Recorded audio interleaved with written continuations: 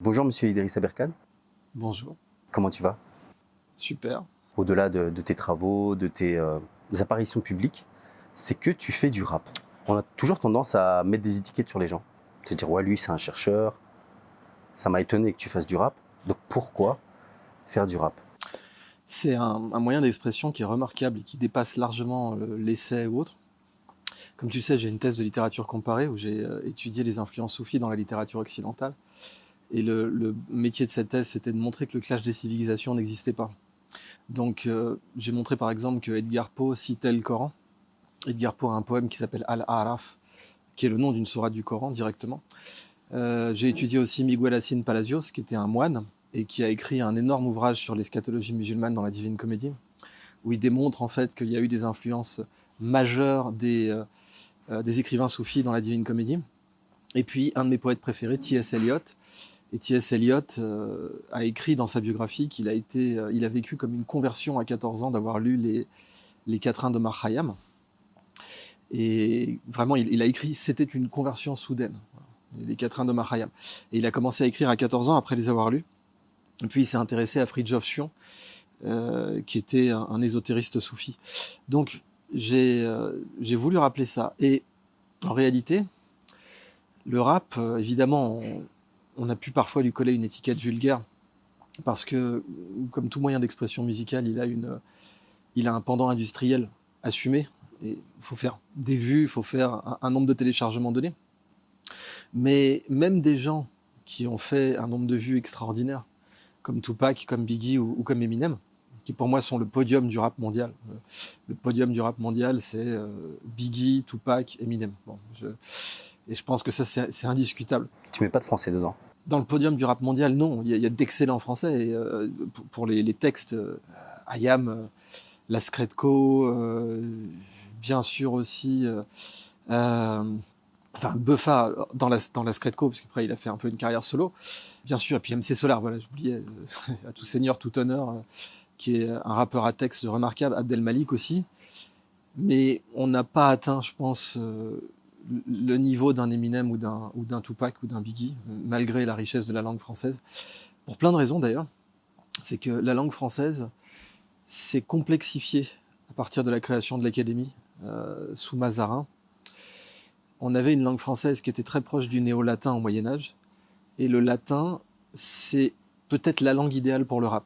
C'est marrant de dire ça, mais le latin, c'est peut-être la langue idéale pour le rap, parce que c'est une langue laconique, c'est une langue où il y a aucune lettre ne sert à rien, où il y a quasiment pas d'article, et c'est une langue ultra condensée, le latin. Ça permet, le latin, à Jules César de faire un weni widi wiki. On prononce wiki, on dit pas vici. Ça permet de... Weni widi wiki, c'est une punchline. Du temps des Romains, c'est une punchline. C'est 3 mots, et on voit qu'en français, donc weni widi wiki, 3 mots, je suis venu, j apostrophe est vu, j apostrophe est vaincu. Ça, c'est le nombre de mots qu'il faut en français pour le dire. Alors, donc il faut 9 mots, 3 fois plus, pour dire ça en français. Et c'est le problème de la langue française moderne, en fait. C'est qu'elle a perdu ce qu'elle avait du temps de Villon, qui est un des premiers rappeurs français. En quelque sorte, Villon, c'est vraiment les ballades, la balade des pendus, la balade des menus propos, c'est du rap, en fait. Hein. Et d'ailleurs, Villon, il n'y avait pas plus bad boy que lui, il a fait de la prison, il a fallu être pendu, donc c'était un thug, littéralement. Villon était un thug. Mais avec le temps, sa thug life est rentrée dans la langue française. Mais, entre-temps, la langue française s'est surcomplexifiée pour plein de raisons qui tenaient à la structure de la cour en France. Et ça fait, selon moi, que même en ayant la qualité d'un Akhenaton ou la qualité d'un MC Solar, on peut plus avoir le niveau de punchline que peuvent avoir un Biggie ou un Tupac, parce que la punchline en réalité, c'est le laconisme. C'est la fameuse réponse des Spartiates à Philippe II de Macédoine, le père d'Alexandre le Grand, qui leur dit « Si jamais je conquiers Sparte, je vais vous réduire en esclavage. » Et les Spartiates lui répondent « Si. » C'est ça, c'est ça qu'on appelle le laconisme. C'est la façon de parler des Lacédémoniens, donc des Spartiates.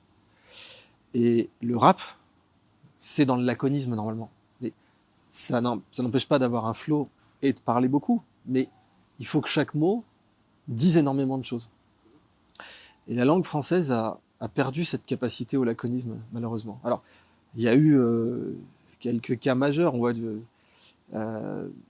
c'est un des plus grands, qui avait le plus grand potentiel de rap en France, c'était Charles de Gaulle. Quand il vous sort Paris outragé, Paris martyrisé, mais Paris libéré, bon, voilà, c'est du weni widi wiki de la langue française. C'est simple, ça frappe, et il y en avait plein des comme ça. Par exemple, résumer en une phrase une situation longue et compliquée, quand on a l'affaire Markovitch et les partouzes de l'épouse de Pompidou. Bon, c'est grave, c'est une affaire compliquée, tordue, etc. De Gaulle, il se lève, il dit, bon, en somme, c'est le Borgia gentilhomme. Voilà. Ça aussi, c'est une punchline, ça aurait pu être râpé, ça. C'est le Borgia gentilhomme. Molière. Molière avait des capacités comme ça de punchline remarquables. Donc, voilà pourquoi pour l'instant, je mets pas de francophone sur le podium du rap mondial.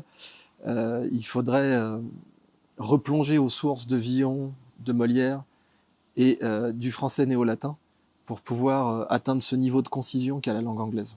Alors c'est intéressant. J'ai 2 questions par rapport à ce que tu viens de dire. Tu parles d'une espèce de complexité de la langue française. Qu'en est-il de l'argot? Alors voilà, exactement. La langue verte, c'est très intéressant. Donc c'est pour ça qu'on a Eugène Sue, Les Mystères de Paris, et dans Eugène Sue écrit fait tout un atlas de la langue verte dans Les Mystères de Paris. Après, Vidocq, donc ancien bagnard, qui a été chef de la police, fondateur de la police parisienne. Vidocq écrit Les Nouveaux Mystères de Paris pour critiquer Eugène Sue. Et il donne plus d'éléments sur la langue verte. Il dit en gros Eugène Sue reste un bourgeois, mais moi j'ai vraiment connu la langue verte. Et c'est vrai que l'argot est très concis en général. Alors, le louchébem est un contre-exemple parce que c'était fait pour créer une barrière d'entrée. Alors on a différentes formes d'argot. On a des argots qui sont faits uniquement pour créer une barrière d'entrée, pour empêcher quelqu'un de comprendre le vocabulaire et le parler d'une guilde. Donc ça va donner le louchébem. Mais on a aussi des argots qui sont faits pour aller droit au but, pour pouvoir parler. Mais c'est ce qu'on voyait aussi d'ailleurs dans la langue d'oc. La langue d'oc était d'une grande simplicité. Et quand Frédéric Mistral écrit, d'ailleurs il a eu le prix Nobel de littérature, c'est concis, c'est très concis. Donc on a, et c'est pas un hasard parce que la langue d'oc et certains argots, certaines langues vertes venaient de guildes marchandes. Au départ, elles devaient être concises, directes et efficaces. Il fallait qu'elle aille droit au but pour qu'on puisse exprimer un maximum de contenu le plus facilement possible à un client ou à un acheteur. Et ça a donné aussi des langues qui sont très favorables au rap. Quand je disais l'argot aussi, je parlais de l'argot, on va dire, New Age. Dans l'évolution des argots, en particulier en France, l'adoption se fait dans l'époque récente, à partir du XXe siècle, par le cinéma, la radio, la littérature aussi, donc Eugène Sue, Les Mystères de Paris, etc. Victor Hugo aussi, qui défendait beaucoup l'argot. Mais on a aussi une adoption qui est concrète, donc qui est la cour des miracles en fait. La cour des miracles, et beaucoup d'argots en France sont nés dans l'idée de camoufler ce que l'on voulait dire. Donc la barrière d'entrée débouchée, mais aussi la perspective de pouvoir plaider en cas d'arrestation qu'on ne voulait pas dire ça. Donc c'est pas un hasard si beaucoup d'argots français sont polysémiques.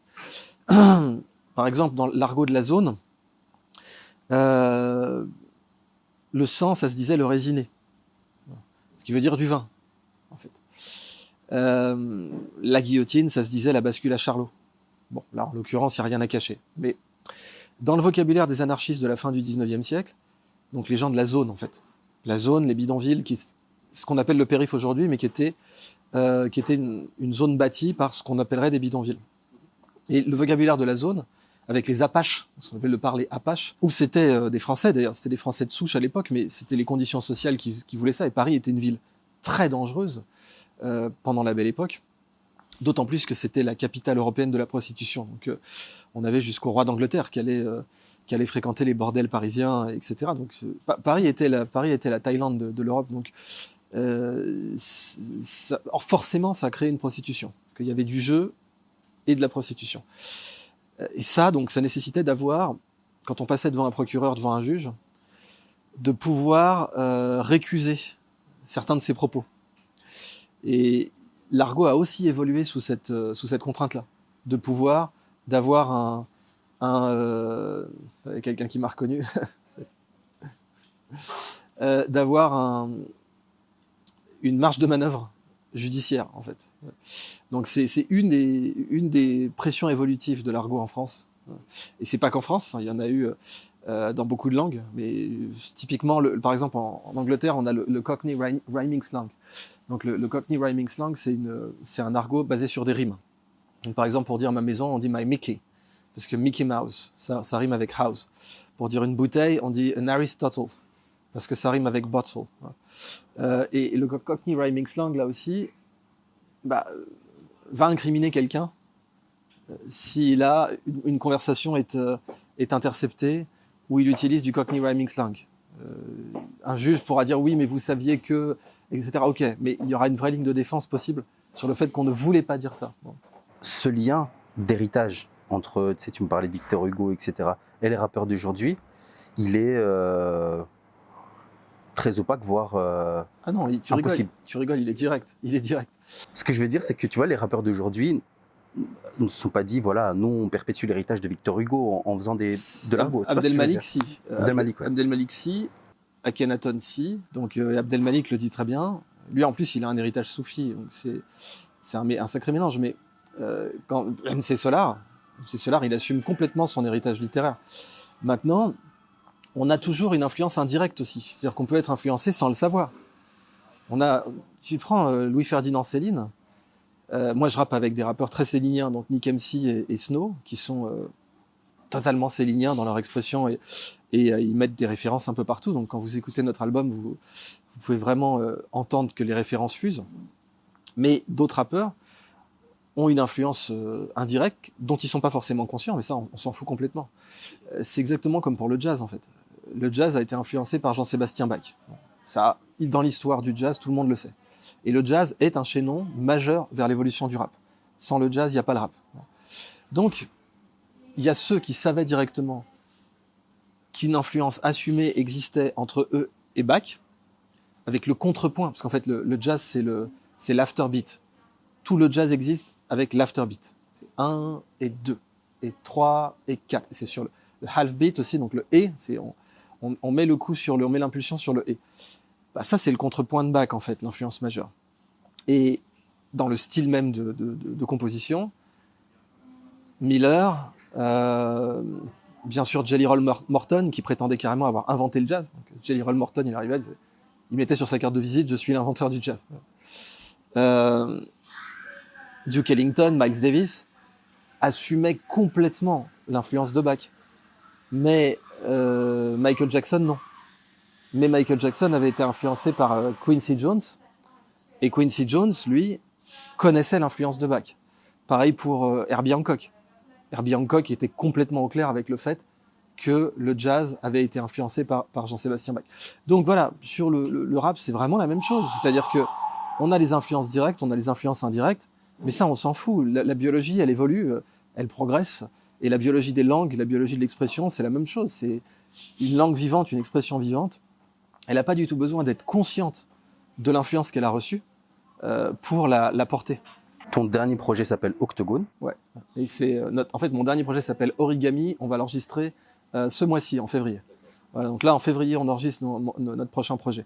Mais mon dernier projet sorti, effectivement, c'est Octogone, donc sur Spotify et sur Apple Music. Ton crew, entre guillemets, s'appelle Hyper Doctors. Hyper Doctors, ouais. Petite question toute bête, est-ce que c'est une référence au fait que tu sois docteur ? C'est vrai, une référence au fait que j'ai 3 doctorats, ouais, effectivement. Donc, c'était... le mot, ça venait de mon mentor Serge Choudoplatov qui m'avait dit « Idriss, il faut être hyperdoxe. Il faut savoir quand détruire les manuels, et il faut savoir quand lire les manuels. Il y a des moments où il faut suivre les manuels, il y a des moments où il ne faut pas les suivre. Et donc, si tu veux vraiment être libre, il faut que tu sois hyperdoxe. Et c'est ce que m'a appris Serge Choudoplatov. Donc, j'ai suivi son exemple, et j'ai essayé d'être hyperdoxe. Donc, c'est pour ça qu'on s'est appelé les Hyper Doctors. sur ton dernier projet en date, donc Octogone.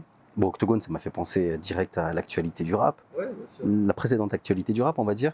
Et sur la pochette, c'est Socrate avec des écouteurs. Alors, pas Socrate McTayer, Socrate le philosophe. Peux-tu m'expliquer à la fois le sens que tu as donné à cette pochette finalement? Bah, c'est toute l'équipe, hein. C'est pas moi qui l'ai inventé, c'est toute l'équipe qui s'est réunie, et puis on a cherché plusieurs pochettes, et celle-là, elle nous a paru vraiment idéale parce que ça résume tout. Je rappelle que Socrate était contre l'écriture. Donc pour Socrate, la sagesse peut pas se transmettre sans la présence physique d'un maître. Et donc Socrate réfutait l'académisme de Platon, même si c'est grâce à Platon qu'on connaît Socrate, donc tant mieux. Il y a pas de mal à ça, mais pour Socrate, l'écriture était une première adultération de la sagesse. Et c'est ce que pensait Diogène aussi. C'est bien pour ça que Diogène n'a rien écrit. Diogène n'a produit que ce qu'on pourrait appeler des évangiles. C'est les personnes qui l'ont suivi, quoi, et qu'on décrit les traditions de ses actions. Mais Diogène passait son temps à attaquer Platon sur son académisme, puisqu'après tout, c'est Platon qui a fondé l'académie, avec Académos qui lui a donné un terrain. Et donc, on a voulu revenir à cette tradition, en fait, que Socrate aurait pu être rappeur, fondamentalement, parce que là aussi, la langue grecque est très concise, et c'est une influence majeure de la langue latine, donc c'est pas un hasard. Et donc, remettre comme ça Socrate au goût du jour en lui mettant des écouteurs, c'était tout l'esprit de l'album, quoi. C'est ça qu'on voulait faire. Il y a un morceau qui s'appelle Aux Anges Parisiens. Ouais. Est-ce que tu peux me parler de quoi parle ce morceau? Parce que j'ai vraiment eu l'impression de retrouver un jeune mec de quartier erré dans Paris, finalement. Tu pouvais pas mieux citer. C'est un des morceaux que j'aime le plus, Aux Anges Parisiens. Alors, l'influence, ça a été Dépression de Daryl Zoja. Dépression de Daryl Zoja, c'est un petit morceau assez peu connu, mais du très bon rap. Quand il pleut sur ma banlieue sud. Et bon, j'ai grandi dans la banlieue sud, donc j'avais beaucoup aimé ce morceau. Et j'ai voulu faire un morceau dans le même esprit. Ensuite, j'ai pris, évidemment, on a pris tous des éléments biographiques. Alors, Nick MC, lui, il a grandi à Asnières. Donc il y a cette référence, ce couplet, c'était des temps incertains, entre Orly et Saint-Ouen, on dit que Paris est une fête, pour nous soyons honnêtes, c'était le cimetière des chiens. Le cimetière des chiens, c'est un vrai lieu à Asnières. C'est une référence à Asnières où a grandi Nick MC. Ensuite, évidemment, je parle vraiment de ça, des errances. J'ai grandi dans la cité des Sorbiers et ensuite à côté de la cité des Lauzets, à Villejuif. Et c'est ça en fait. Une sortie à Paris, fallait prendre le 192, ensuite fallait prendre le RERB, ou alors fallait aller à pied jusqu'à la station de métro Louis Aragon à Villejuif. Et c'était ça en fait notre vie. Enfin, on faisait notre sortie à Paris. C'était l'époque où il y avait Saint-Germain, la French Touch, etc. Et donc j'ai voulu, par exemple, un couplet t'étais aux avant-postes avec Presto Chaussette qui mangeait ton survêt. J'ai eu des prestos, j'ai eu des prestos. Et j'avais un pantalon, ça devait être un pantalon New Balance avec les prestos dans les chaussettes, avec les chaussettes dans le pantalon, enfin le pantalon pardon dans les chaussettes. Et puis T'as encore des photos? la banane Lacoste, j'en ai pas, j'en ai pas. Mais donc voilà, c'était pour citer cette époque. Et après les Anges Parisiens dont on parle en particulier. Par exemple, t'as un passage dit, enfin c'est ce couplet, c'est en ces temps étourdis où Kylie Minogue dormait à Gustave Roussy. Gustave Roussy, c'est aussi à côté de là où j'ai grandi, donc c'est le plus grand hôpital de cancérologie de France, devant l'Institut Curie à la rue d'Ulm, et que c'est à Villejuif. J'allais faire mon jogging là-bas. Et j'ai appris que Kylie Minogue avait été soignée d'un cancer du sein à Gustave Roussy. C'est que, pour ça, donc, en ces temps étourdis où Kylie Minogue dormait à Gustave Roussy, c'est une référence à ça. Et les Anges Parisiens, donc, c'est aussi bien Kylie Minogue que deux jeunes filles qui sont mortes, dont on parle dans le morceau de rap et qui leur sont dédiés. D'abord, tu as Caroline Soulas, qui était mon crush quand j'avais 12 ans. J'ai Soulas, Caroline, le crush de mes 12 ans, qui est morte avec son époux dans le Paris-Rio, le vol d'Air France, le Paris-Rio. Et donc, ça lui est dédié. Et puis, tu as Aliénor Mian, qui est décédée à Paris et qui était une amie de lycée, et dont je connaissais très bien la sœur, et dont la mère était ma prof de géo. Et donc ça lui est dédié aussi. Donc c'est pour ça que il y a un morceau, par exemple, il y a un couplet Aux Anges Parisiens, qui est en fait une traduction de Shakespeare.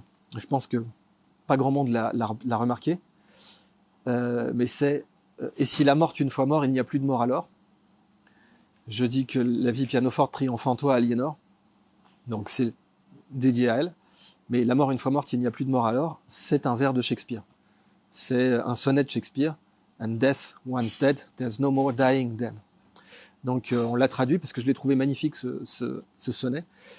Et c'est ça Aux Anges Parisiens.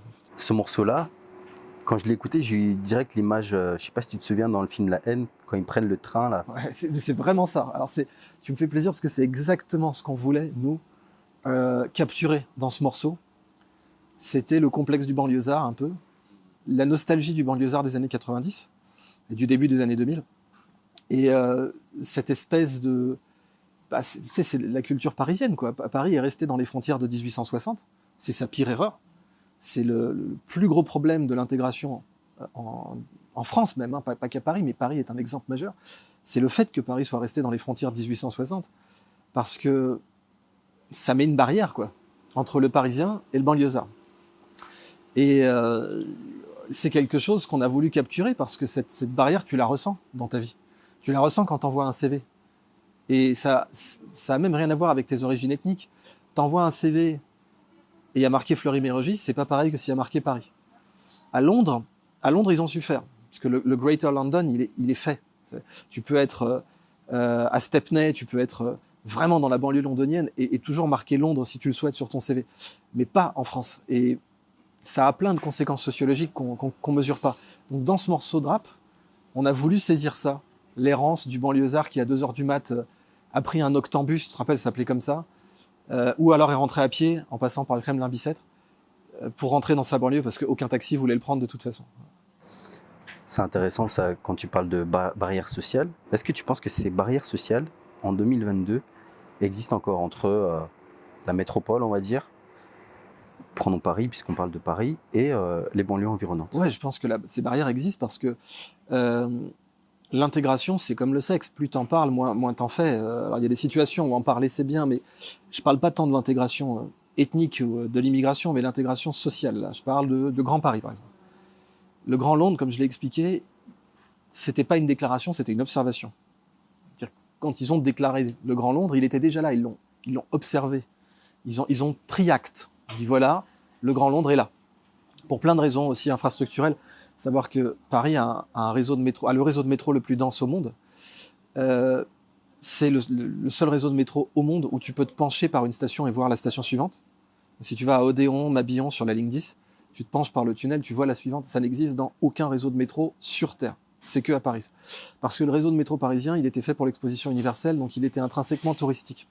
Il n'était pas fait pour injecter des ouvriers dans Paris, comme le RER, ça va être le but du RER de faire ça en fait, mais il n'y a pas besoin de RER à Moscou parce que tout le métro est du RER, il n'y a pas besoin de RER à Kiev parce que tout le métro est un RER, il n'y a pas besoin de RER à Londres parce que tout le métro est un RER. Et ça a des conséquences sociologiques majeures sur l'intégration en fait, mais sociale, pas sur la couleur de peau, mais sur les origines sociales. Et Londres, donc, ça y est, c'est fait. Ce problème à Paris est toujours pas réglé. Il est loin d'être réglé. Quand on voit le prix de l'immobilier, il est très très loin d'être réglé. Donc non, la nouvelle génération a le même problème, à la nuance près, que sociologiquement, l'ère du confinement a fait exploser la ruralité. Ouais, tu demandes à n'importe quel agent immobilier, il va te dire la vieille bicoque en Bretagne que j'arrivais pas à vendre depuis 6 ans, elle est partie en 6 semaines. Parce que être confiné à la Goutte d'Or, c'est pas pareil que d'être confiné en Auvergne. Donc en Auvergne, il n'y avait pas d'opportunité de travail, mais maintenant avec Internet, etc., tu peux gagner ta vie. Par exemple, Joueur du Grenier, il est à Fougères. Il est à Fougères en Bretagne. Donc sa chaîne doit faire un chiffre d'affaires de l'ordre de 55 000 euros par mois, même s'ils sont beaucoup, c'est absolument pas ce qu'il gagne. Mais il est à Fougères. Parce que c'est beaucoup plus intéressant de faire 55 000 euros de chiffre d'affaires à Fougères qu'à Paris. Et ça, c'est quelque chose que la nouvelle génération peut avoir, que nous, on pouvait pas avoir, en effet. Qu'est-ce que tu penses du fait que qu'aujourd'hui, il y a certaines études qui indiquent, ou certaines analyses, on va dire, parfois militantes, parfois sociologiques, etc., indiquent que les gens peuvent accumuler des inégalités. Tu parlais de la barrière sociale, puis il y a la couleur, etc., et que finalement, il y a un espèce de... Tu pars avec des cartes, ça rappelle Ayam et les...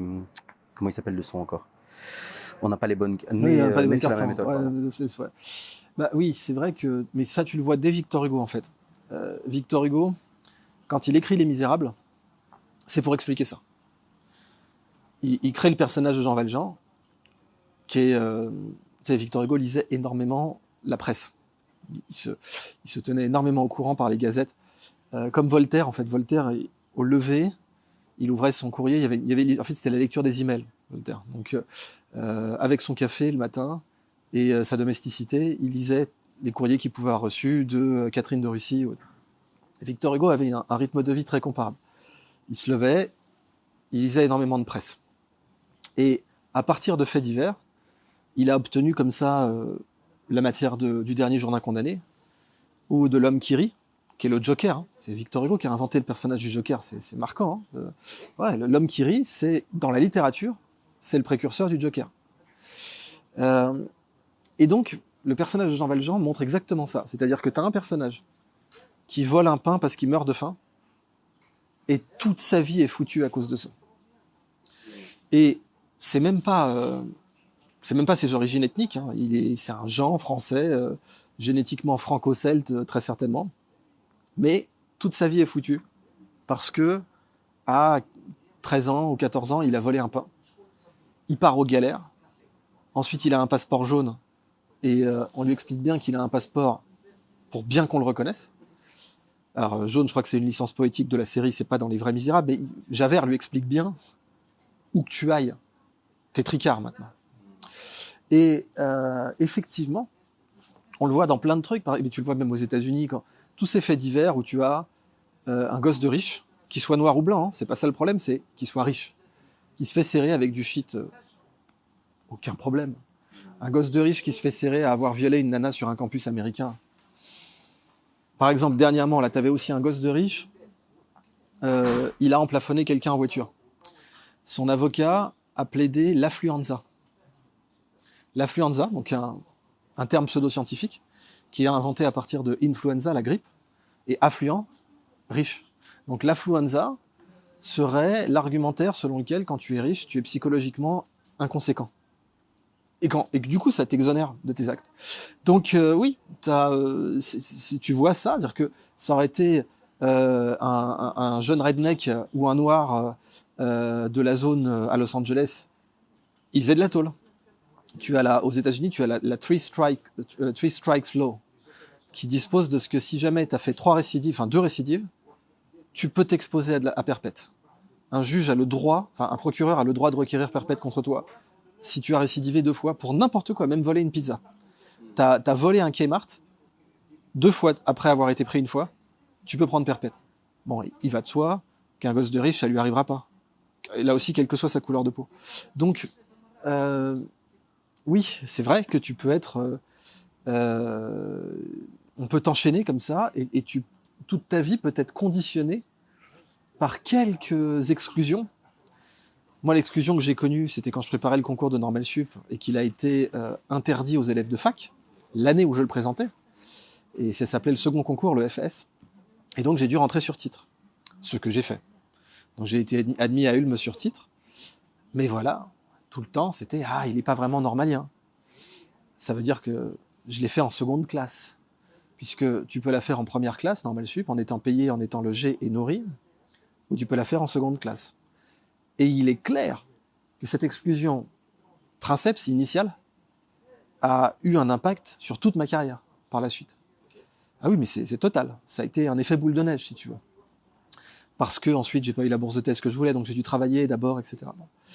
Et oui, c'est tout à fait vrai que tu peux avoir une pichenette d'exclusion peut complètement changer, non pas la vie d'un homme, mais la vie d'un réseau social entier. Et personne l'a mieux écrit que Victor Hugo dans Les Misérables, parce qu'il montre comment une pichenette, voler un pain un hiver parce qu'il crève de faim et qu'il a des frères à nourrir, conditionne tout chez Jean Valjean.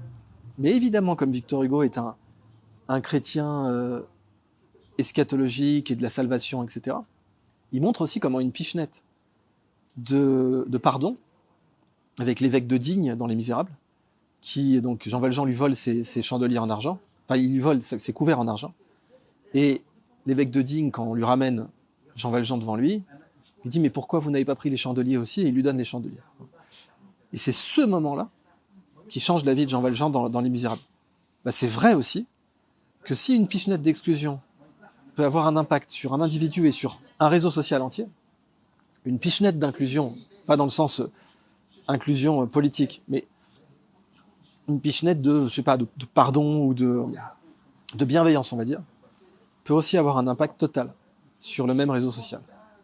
Alors, revenons au titre dont on parlait, aux Anges parisiens. Comme je disais, je parlais de ce passage-là, de la haine, là, qui symbolisait finalement l'ennui. La question que je voudrais te poser, c'est est-ce que finalement le rap, c'est aussi une manière de sublimer l'ennui ? Et la seconde question, c'est quelle a eu la place de l'ennui dans ta vie et qu'est-ce que tu en as fait ? C'est pas le rap, c'est la poésie en général. La poésie en général est une façon de sublimer l'ennui. Et c'est pas moi qui le dis, c'est Baudelaire. Baudelaire qui était un provocateur, qui se teignait les cheveux en vert, à l'époque où il claquait son héritage sur l'île Saint-Louis, il s'habillait en blanc et violet, il se teignait les cheveux en vert, donc il s'emmerdait. Et puis plutôt que de se teindre les cheveux en vert, il s'est mis à écrire. Et on voit ce que ça a donné. Donc tant mieux. Donc effectivement, alors normalement le rap est une évolution du blues en fait. Et le blues, c'est une catharsis. C'est voilà, les inégalités, la ségrégation, les champs de coton. Et on chante, on extériorise. Et il y a l'équivalent du blues pour la culture des fermiers blancs, c'est la country music. Et qui était pas seulement d'ailleurs une musique de blanc, elle a été considérée comme une musique de blanc à partir des années 60-70, mais en réalité, on sait que un cow-boy sur 3 était noir, parce que cow-boy c'était une insulte. Ça a été sublimé dans les années 50, cow-boy, mais à la fin du 19e siècle, être un cow-boy c'était une insulte. Les banques prêtaient pas, enfin et donc c'était des latinos, des noirs ou des blancs complètement exclus de la société qui étaient cow-boys. Et c'est eux qui ont semé les graines de la country music, donc c'est même compliqué de dire que la country music est une musique de blanc, mais aujourd'hui, évidemment, avec les clivages culturels qu'il y a, c'est considéré comme une musique de blanc, mais c'est un tort. Comme le blues est considéré comme une musique de noir, mais c'est un tort aussi. Mais donc le blues a donné la funk, et donc funk qui voulait dire la sueur, funky, la sueur. C'est pour ça qu'on disait que James Brown était l'artiste le plus travailleur du show business. Et c'était le symbole du père de Michael Jackson. Le père de Michael Jackson, il faisait surtravailler ses enfants en observation de James Brown. Il dit, il faut que vous soyez les nouveaux James Brown. Regardez comment il travaille, il faut que vous travailliez 2 fois plus. Et c'est pour ça que Michael Jackson savait maîtrisait tout le répertoire de claquettes à 5 ans et demi, etc. Bon. Donc, le rap, c'est né du blues, qui était là pour sublimer pas seulement l'ennui, mais la dépression, en fait. Et le rap a maintenu cette tradition. Donc la dépression, ça peut être l'ennui, parce qu'en banlieue, il se passe rien. C'est parce que les vacances, c'est comme le mythe It's a Hard Knock Life, hein, comment Jay-Z a remixé ça. Et c'est le mythe des jeunes dans ce qu'on appelle The Projects. Donc les Projects, c'est les HLM, quoi. Entre guillemets, c'est les HLM dans le centre-ville, qui ont souvent d'ailleurs été construits par la firme du père de Donald Trump. Et tu vois des enfants qui démontent une bouche d'égout, et leurs vacances, c'est ça. C'est ça le mythe. Ils démontent une bouche d'égout, il fait chaud, et leurs vacances, c'est ça. La banlieue, c'est pareil. C'est pas tu démontes une bouche d'égout, mais tu t'emmerdes. Et donc oui, le rap, ça sert aussi à ça. Je pense au rappeur Val, par exemple, qui dit que le rap, s'il n'y a pas de la violence dans le rap, c'est plus du rap. Qu'est-ce que tu penses de ça ? Mais il y a plein de façons d'avoir de la violence. Le rap, donc, comme le blues, est né de la violence, c'est vrai. Mais il y a la violence érotique et il y a la violence pornographique. Pornographique, c'est Tarantino. Tu montres. Tu sais, et Tarantino, il a jamais pu dépasser la violence érotique qu'il a marquée, c'est Bambi. Quand tu Tarantino, en interview, dit que le moment qui l'a fait pleurer dans sa vie, c'était Bambi. Bambi, c'est de la violence érotique. Ça montre pas. Tu vois juste un moment, tu comprends qu'il reverra plus sa mère, et là, t'es un gamin, tu chiales. Et en fait, c'est comme Disney n'a jamais dépassé ça, c'est la même chose qu'ils ont repris dans Le Roi Lion. Sauf que dans Le Roi Lion, bon, tu vois le père qui est mort et tout, mais bon, c'est les années 90, mais c'est ça, en fait, la question de la violence. Je suis d'accord sur l'idée que s'il n'y a pas de violence, c'est pas du rap. Mais je suis pas d'accord sur l'idée que la violence du rap doit être pornographique. Je suis pas d'accord. La violence, elle est un carburant. La violence, elle doit être utilisée. C'est pas une fin en soi dans le rap. Donc la violence, c'est un outil, c'est un moyen, mais ça doit pas être une fin en soi. Et si c'est pas une fin en soi, là, tu fais du grand rap. L'égalité homme-femme, c'est le 6-9, comme disait Damso. Est-ce que ça, c'est une violence... enfin, est-ce que c'est possible d'avoir de la violence pornographique et politique en même temps? C'est ça que je veux dire. Non, en général, la violence pornographique détruit la crédibilité politique. En général. Il y a des exceptions, mais en général, quand tu fais un morceau... d'un point de vue politique, tu vas te desservir. Par exemple, quand tu dis « je nique la France », d'un point de vue politique, tu vas rien faire avancer. Tu vas te soulager, tu vas faire une catharsis, tu vas te soulager, mais c'est pour toi, c'est pas politique ce que tu fais. Mais par exemple, Mac Taylor, excuse-moi de te couper, qui dit je niquerai la France jusqu'à ce qu'elle m'aime. Oui, mais voilà, c'est pas politique ça. C'est cathartique. Tu penses? Ah oui, c'est pas je pense, tu te soulages. Mais c'est pas politique. La politique, c'est Martin Luther King, si tu veux, qui avait un côté rappeur. C'était avant le rap, bien sûr, mais tu prends les litanies, les épanalepses de Martin Luther King, c'est du rap. Hein. I have a dream, c'est du rap. Ça serait plus du slam, évidemment, ou de la beat poetry, en fait, mais c'est du rap. Et à aucun moment, tu avais Martin Luther King qui dirait « je nique les États-Unis ». Alors pourtant, à quel point les États-Unis l'ont niqué. Pas le peuple américain, mais le FBI. Le FBI a mis des micros dans ses chambres d'hôtel, a enregistré ses ébats amoureux avec ses maîtresses, lui a dit de se suicider. Enfin, le FBI a tout fait. Et Martin Luther King n'a jamais fait un discours contre le FBI. C'est d'ailleurs pour ça que c'est un prix Nobel. Hein. C'est pas n'importe qui peut faire ça. Biggie l'aurait fait. Tupac l'aurait fait. Pas Martin Luther King. Donc, j'ai rien contre le côté cathartique du rap. Mais si on revient maintenant à l'égalité homme-femme, en rap, elle est complètement réglée avec Kenny Arcana. Qu'est-ce que tu sous-entends par là? Bah, et Kenny Arcana, c'est une rappeuse qui est très au-dessus de la plupart des rappeurs hommes. Donc, c'est subjectif. Même si on s'amuse à faire une sorte de PageRank à la Google avec les personnes qui l'ont cité, puisque Google, le moteur de recherche fonctionne par le PageRank qui est basé sur les citations, le nombre de très grands rappeurs qui disent que Kenny Arcana est au sommet, bah c'est Akhenaton, c'est Booba, c'est d'autres. Donc, non, il y a les plus grands, comme Fab, comme Akhenaton, comme Booba, ou quand même c'est Solar, je sais pas s'il a pris position sur Kenny Arcana, mais les plus grands disent que Kenny Arcana est une rappeuse d'élite. Tu dis Kenny Arcana, elle est au sommet. Je suis tout à fait d'accord en disant au sommet de l'estime. Mais des paroles aussi. Des paroles, mais je veux dire de la composition, de l'écriture. Qu'on peut en avoir. Mais quand je t'ai dit, elle n'est pas au sommet au niveau des chiffres de vente, par exemple. Ça, c'est son choix. Ça, c'est son choix. Hein, est-ce que le rapport des deux, parce que tu sais, dans le rap, il y a ce débat sempiternel de les ventes. Aujourd'hui, en tout cas, beaucoup de rappeurs, à chaque fin de semaine, montrent les ventes, et d'autres qui disent non, la qualité ne vaut pas les ventes. Mais sauf que le truc chiffré, j'ai l'impression que c'est quelque chose de très très généralisé. On regarde la performance par mais par les chiffres. Quand tu regardes, par exemple, le morceau de Beuphard, on lèche, on lâche, on lynche. Il explique très bien ça. Il dit mon but à moi, c'est de faire de la thune. Je m'en fous de ce que tu penses. Si tes ventes avancent, je t'envoie en vacances sur la Lune. Il avait tout résumé dans les années 90. Et il explique comment un rappeur engagé se met à faire de la daube commerciale.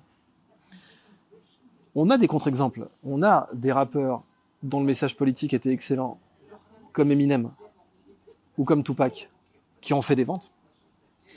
Et c'est pour ça qu'ils avaient autant d'ennemis, d'ailleurs. Parce que faire de la politique et des ventes en même temps, là, on rentre dans un monde compliqué. Mais pour le critique de base aux un rock, le côté, d'ailleurs c'était, et Java a écrit ce morceau, Cendrier. Il dit voilà, il avait 2 frères, comme Cendrillon, elle a des sœurs. Il avait 2 frères, il y en avait un critique aux rock, plus révolté. Il adorait la pop indus de l'underground finlandais. Ça résumait bien l'idée, c'est-à-dire que pour certains critiques, être le premier sur un truc que personne connaît, la pop indus de l'underground finlandais. Il y a des critiques pour qui c'est les lettres de noblesse. Ça. C'est c'est un petit gars un peu comme du miel bio, tu vois. Enfin, c'est un petit producteur, c'est du champagne de vigneron, tu vois. C'est du rap de vigneron, quoi. Donc je suis content. Voilà, il y a des critiques qui aiment vraiment ça. Java l'avait parfaitement compris. Il disait voilà, il y a critique aux un rock plus révolté. Il adorait la pop indus de l'underground finlandais. Bref, il le méprisait. Java a tout compris. Et Java, c'est du rap aussi. Hein. C'est du rap français. Hein. Donc voilà l'idée. Tu as des gens qui tirent leurs lettres de noblesse du caractère un peu plus confidentiel de leur travail. Nous, dans notre album, on n'a fait aucune promo. Et tu as donc vraiment toutes ces écoles-là. Kenny Arcana, elle aurait pu sans problème être disque de platine. Sans problème. Pourquoi elle ne l'a pas été?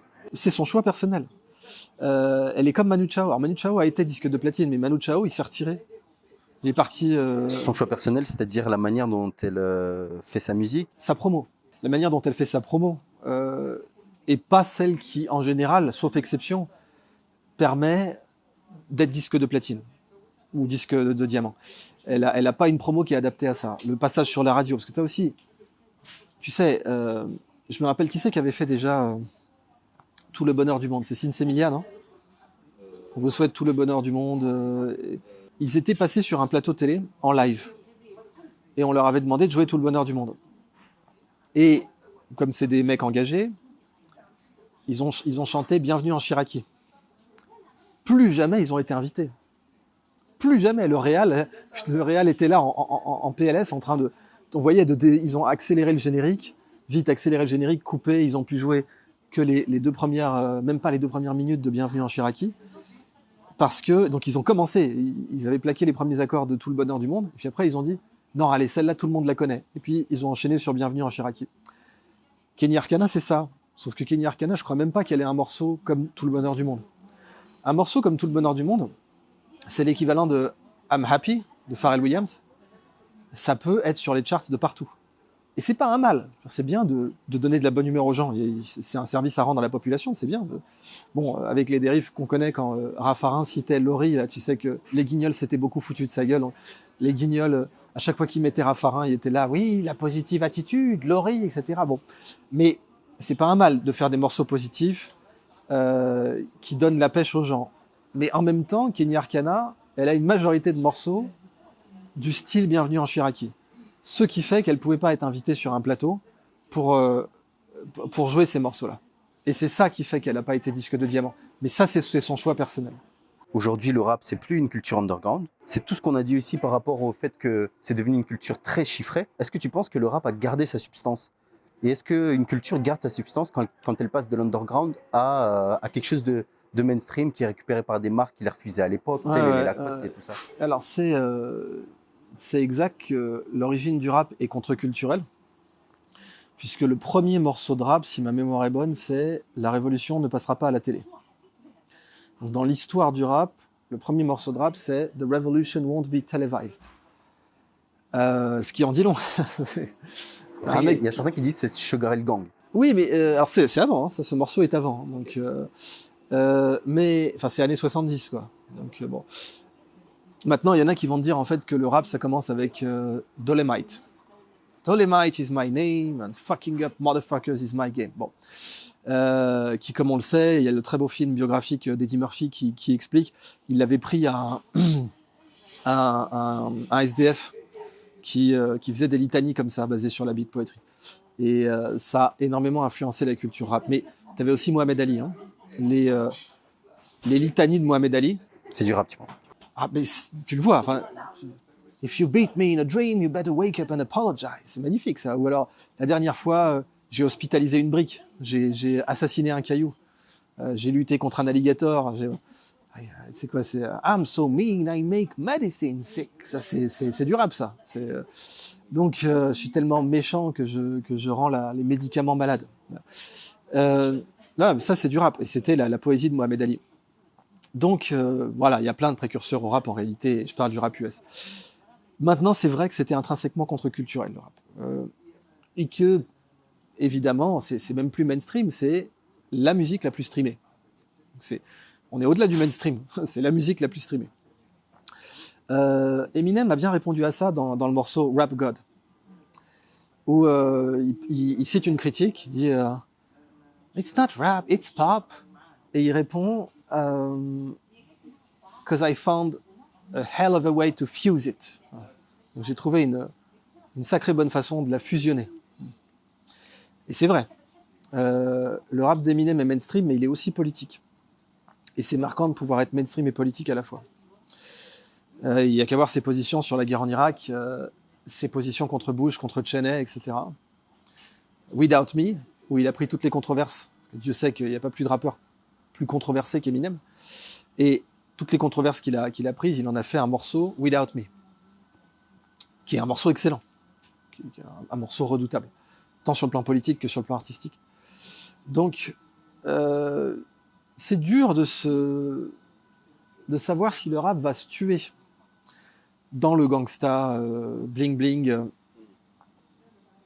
À toute action, il y a une réaction. Donc quand une expression artistique tombe ou se fourvoie en général, immédiatement tu as une nouvelle garde qui émerge pour essayer d'attaquer la précédente, parce que c'est comme ça que fonctionne l'histoire de l'art, hein. Du salon des refusés des impressionnistes à la nouvelle vague qui s'était élevée contre Julien Duvivier, le réalisme magique et tous ces trucs-là.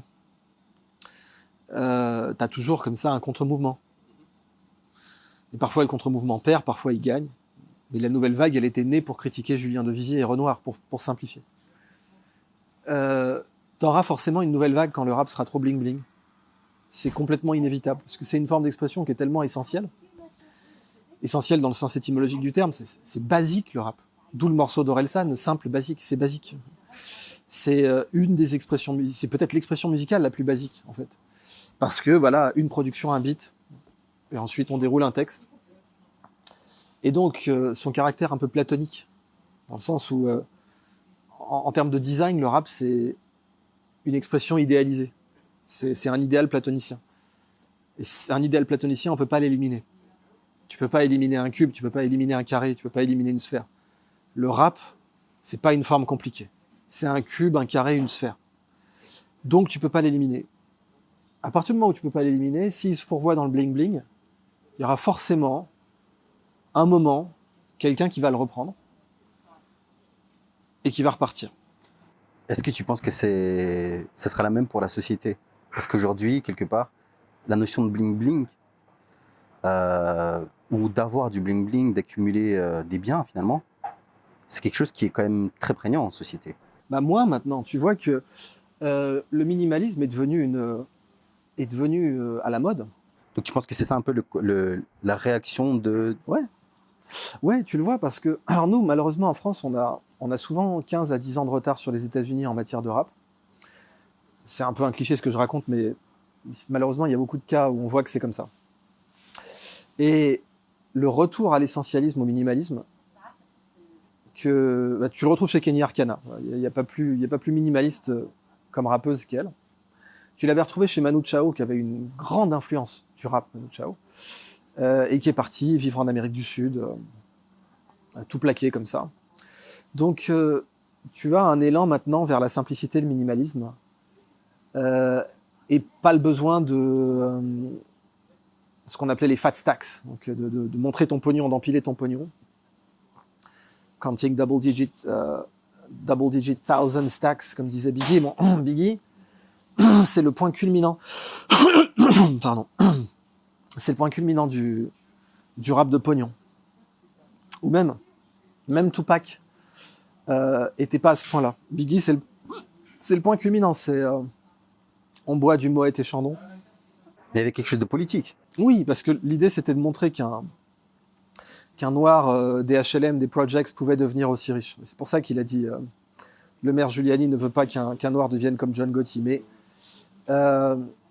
c'est marrant, je me rappelle de ce clash de... Comment il s'appelle? Thomas Gigol. Thomas Gijol, ouais. Thomas Gijol. Thomas Gijol qui avait clashé Doc Gineco en lui disant il y a des rappeurs, il n'y a pas de rappeurs de droite, il y a des rappeurs qui se prennent des droites, mais il y a pas de rappeurs de droite. Parce que Doc Gineco avait soutenu Sarkozy. Et en fait, malheureusement, c'est faux. C'est-à-dire que les rappeurs américains sont contre-culturels et tout. Oui, Jay-Z est un pote de Barack Obama, mais afficher son pognon, c'est une valeur de droite. Dire j'ai réussi parce que je suis riche, c'est une valeur de droite. Donc, il n'y a pas plus droitier qu'un rappeur qui affiche, qui superpose ses billets de banque. Il n'y a pas plus droitier qu'un rappeur qui dit j'ai une facture téléphonique de $10 000, c'est pas grave, mon comptable s'en charge. Ça, c'est Biggie. Phone bill 20,000 flat. No need to worry, my accountant handles that. Ça, c'est, il n'y a pas plus droitier que de dire ça. Donc, c'est faux ce qu'avait dit Angie Joel. Je défends pas Doc Gineco et son soutien à Sarkozy, mais malheureusement, c'est faux. Il n'y a pas plus droitier que la culture rap. c'est pas plus capitaliste, il n'y a pas plus, et c'est ça que contredit Kenny Arcana, justement. Je suis tout à fait d'accord avec ça. Même Booba disait j'ai une Clio au poignet, etc. Ouais. Est-ce que tu ne penses pas que ce qu'il voulait peut-être dire, c'est que dans l'idéal que se fait le rappeur qui, au-delà du rappeur, a un parcours social, un parcours culturel, etc. Dans l'idéal, c'est un mec de gauche. Et dans le discours, c'est pas un... Dans l'idéal, c'est un anarchiste. Donc, c'est pas un mec de gauche, c'est un anarchiste. Le rap est intrinsèquement anarchiste. Dans l'idéal... Pourquoi il est anarchiste, excuse-moi? Parce que le rappeur, c'est Diogène. Il doit pouvoir envoyer chier qui il veut, quand il veut, ne dépendre de personne, et critiquer le système librement. Je pose mon cul où je veux, comme Rosa Parks. Ouais, exactement. Ça, c'est le vrai rap. Bon. Donc c'est Diogène. Et les Américains l'ont compris.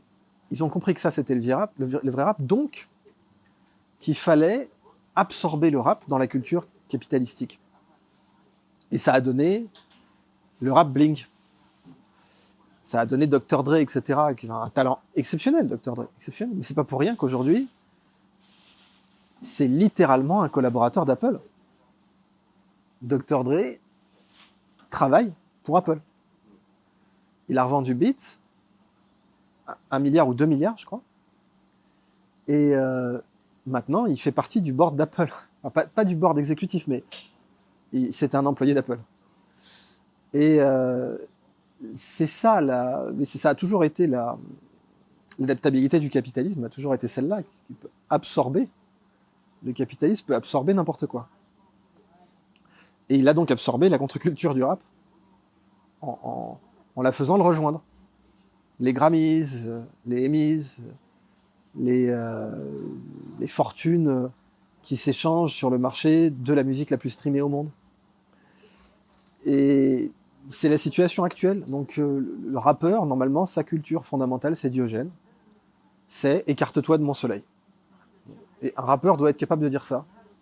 C'est ce que dit Akhenaton, c'est ce que dit Kenny Arcana.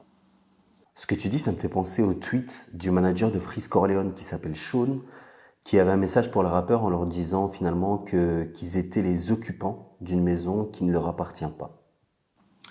Oui, parce que là où il y a du pognon, il y a de la gestion financière. Là où il y a du pognon, il y a des financiers. Et le rap est la musique la plus streamée au monde, donc c'est une machine à cash.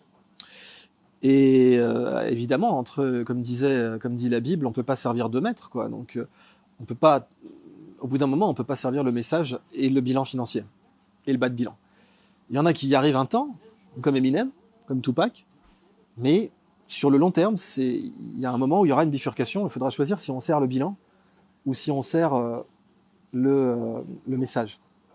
En général, à ce moment-là, l'immense majorité des rappeurs choisit de servir le bilan. Et ensuite, de nouveaux rappeurs émergent. Parce que, je crois que c'est Mark Twain qui avait dit il faut changer les politiciens comme des couches, et pour les mêmes raisons. Les rappeurs, c'est pareil. En fait, souvent, il faut les renouveler, mais c'est l'art. Enfin, c'est pas les rappeurs, c'est l'art. L'art en général. Tu prends Dali. Dali, ses moments les plus productifs, c'était quand il était fauché. C'est pas un hasard. Hein. C'est quand il était à ce village de pêcheurs où il a acheté une baraque, où il a vécu avec Gala pendant 20 ans. Il était fauché. J'ai oublié le nom, mais il est super connu, ce village de pêcheurs, maintenant en Catalogne. À cette époque, il fait les meilleures productions de sa vie. Et ensuite, Dali, il va complètement se prendre au piège de son image publique. On parle plus des œuvres de Dali, on parle de ses interventions télévisées, de ses controverses, de ses prises de position, et puis de ses liens avec Franco, etc. Parce que ça va avec. Quand c'est plus l'œuvre, mais l'artiste dont on parle, bah automatiquement, ces prises de position controversées, elles vont venir aussi. Et Dali a vécu la fin de sa vie complètement pris au piège de son image publique, alors qu'il a produit les meilleures œuvres de sa vie quand il était fauché. En rap, c'est la même chose. Parce que en art, en général, c'est la même chose. Je connais pas d'artiste qui ait produit les meilleures œuvres de sa vie quand il était plein aux as. Certains disent que le rap est devenu une marchandise comme une autre sur un marché qui répond à une demande, que c'est devenu un peu comme Uber Eats. Qu'est-ce que t'en penses? Oui, c'est ça, c'est devenu Uber Eats, ouais. Oui, c'est vrai. Mais bon, c'est pas un mal en soi, je veux dire, c'est une situation. C'est une situation, il faut construire sur cette situation. Le Saiyan Supakru, par exemple. C'est très impressionnant de voir comment ils ont absorbé la culture théâtrale française. À des sorties scolaires, où on leur avait montré du Molière, en une fois, ils avaient absorbé une part essentielle de la culture théâtrale française. Et on le retrouve dans leur album, leur chef-d'œuvre KLR, qui reste leur meilleur album. Ils ont fait de bons albums par la suite, mais KLR, ça reste vraiment le chef-d'œuvre du Saiyan, avec, je crois, 17 morceaux. Donc, c'était très impressionnant, double CD et tout. Et après, le Saiyan a fait, je crois, 2 albums en plus. Et puis ensuite, ils se sont séparés. Tu prends Seth Gecko.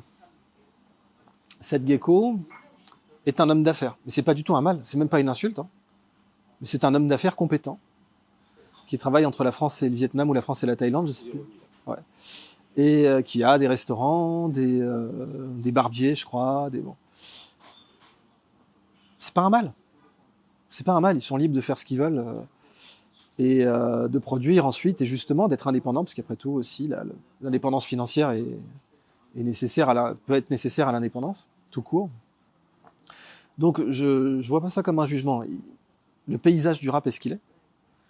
Et dans ce paysage, il y a encore plein d'opportunités pour des futurs Kenny Arcana. Plein. Est-ce qu'elles vont être saisies? J'en sais rien. Mais il y a plein d'opportunités aujourd'hui pour qu'un type achète un micro, un bon micro, il achète un Aston, un filtre anti-pop, et il commence à rapper. Regarde par exemple l'équivalent de Kenny Arcana dans la pop rock, c'est Tash Sultana. En pop rock, c'est la Kenny Arcana de la pop rock. Tash Sultana, elle a enregistré un album chez elle, qui a fait, je crois, 70 millions de vues sur YouTube. Aujourd'hui, elle remplit des stades. Et son travail est excellent. Indépendant, artistique, et aussi bien physiquement qu'artistiquement, parce qu'elle lui ressemble en plus. C'est la Kenny Arcana de la pop rock. Donc, il y a encore plus d'opportunités pour des personnes comme ça qui vont émerger. Et aujourd'hui, une jeune rappeuse, un jeune rappeur, pose une punchline merveilleuse sur TikTok, pouf, elle perce, ça y est. Donc, j'insiste, en conclusion, il n'y a jamais eu autant d'opportunités dans le rap qu'aujourd'hui. Et en rap actuel, qu'est-ce que t'écoutes? Bah moi, je suis tellement vieille école, je suis très rétro, hein, donc ce que je m'écoute en boucle, c'est du MF Doom, c'est du Biggie, c'est du Tupac, c'est du Kenny Arcana, c'est du MC Solar, c'est du Buffa. Ah, Buffa qui a tout plaqué pour se barrer, vivre, je crois, à La Réunion ou je sais plus où. Bon. Donc voilà, moi, ce que j'écoute.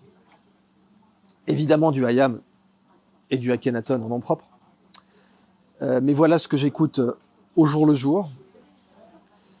Et il y a des rappeurs que j'aime bien par ailleurs. que ce soit Booba ou même Maître Gims. En fait, on parlait du rap commercial, mais en fait, ça fait partie des recruteurs du rap, c'est-à-dire que section d'assaut, etc.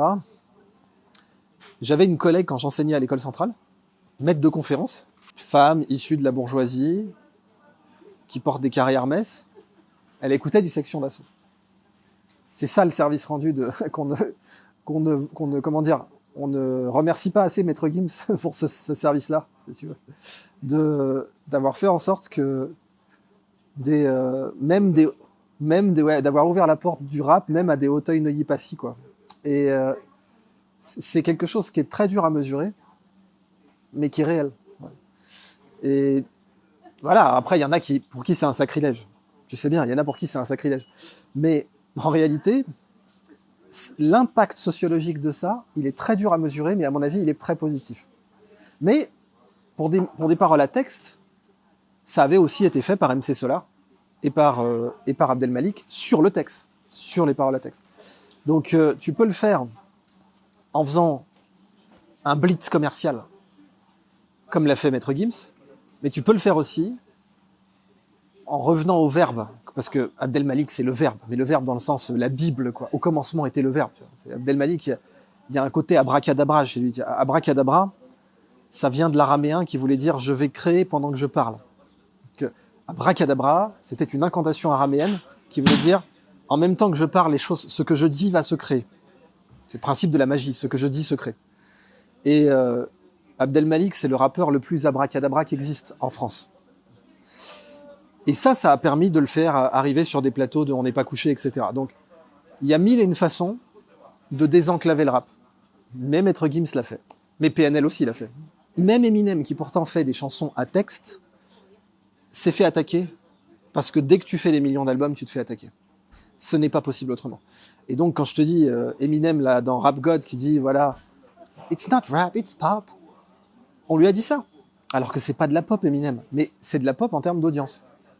En termes d'audience, c'est de la pop. Et puis quand t'as un Grammy, c'est dur de dire que tu fais pas de la pop. Quand t'as, je sais pas combien de Grammy il a, Eminem d'en avoir 5, c'est dur de dire que tu fais pas de la pop. Bon.